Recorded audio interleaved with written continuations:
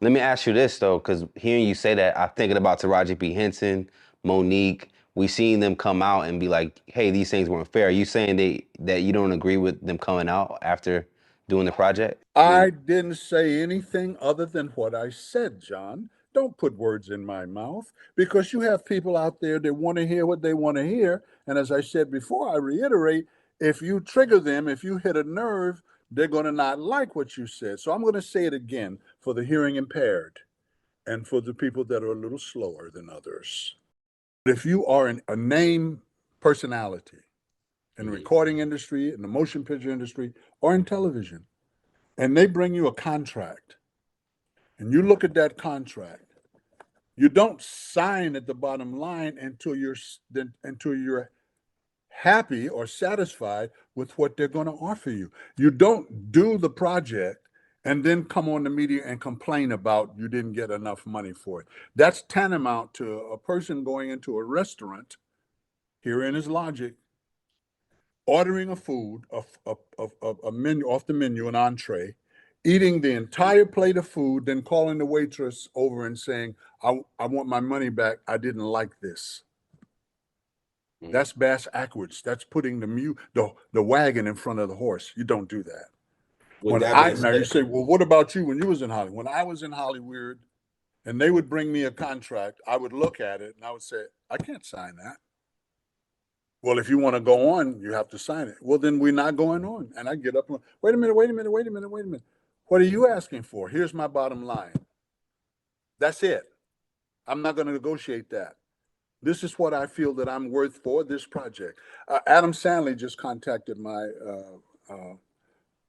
PR agent a few days ago, and he is doing a film, and he wants to celebrate comedians in the entertainment industry, and they wanted to use a clip of Red and I.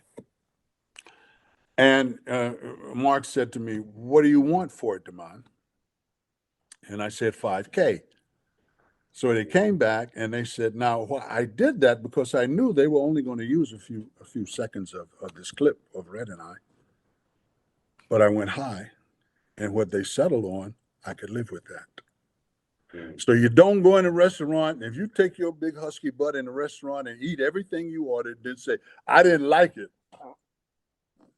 I want my money back."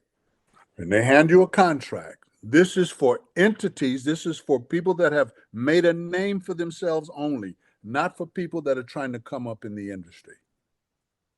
And whatever industry that is, whatever branch of it, recording industry, motion picture, whatever. You got people when they go to recording, young people that come out and a recording studio wants to record them. They're just so elated and so happy. I got a contract with the studio. They don't care about the contract. They're not even reading the contract. They just put me on because I'm gonna be famous. Yeah, you're gonna be famous and broke. So when you get a contract, you look at it. You might have your agent there, you might have your lawyer there.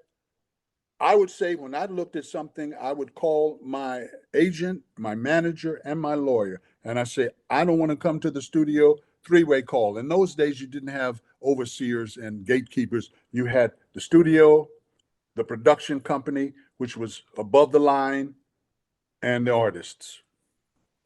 Do a conference call. I'm looking at you, you're looking at me. I can't do this for this amount of money.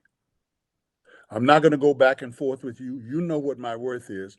Also, my agent or lawyer would get on and say, we know what your budget is. And to pay Mr. Wilson, you have it in your budget. This is the bottom line. Call me. If not, good luck with the project, and I'm out. I'm not going to do it and then call a press conference and say, you didn't pay me what I was supposed to get.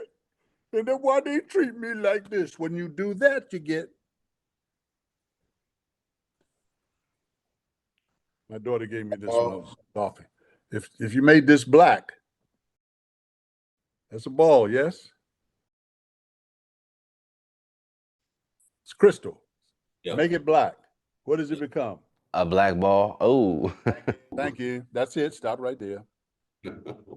So you don't do that. I gave you a good analogy. If somebody has a brain, they'll understand what I just said. Well, it seems like you can't really speak out against the industry, else they will do that. Yeah, the game doesn't change, John. Only the players. And people say, no, that was in the old days. No, it's not. I'm saying this is for people that have established themselves. You can say, no, I heard that thing. Finally, I watched that thing with Cat Williams. And he said, this Right. guy likes to party, but you have to say no. That's all you got to do and walk away. But people are so hungry for fame. If I don't do something in a year, I'll be forgotten. Does that answer that? Don't tell me I hear you.